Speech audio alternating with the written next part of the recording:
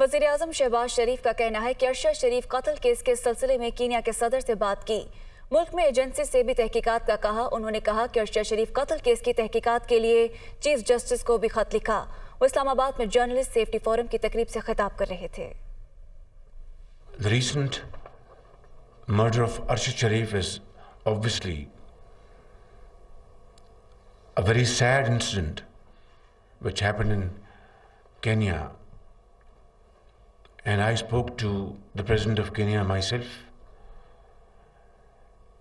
and also our Foreign Office Foreign Minister Bilawal Bhutto was in coordination with Kenyan authorities, and I spoke to other agencies in Pakistan for speedy action in this behalf, and also return of his body back to Pakistan.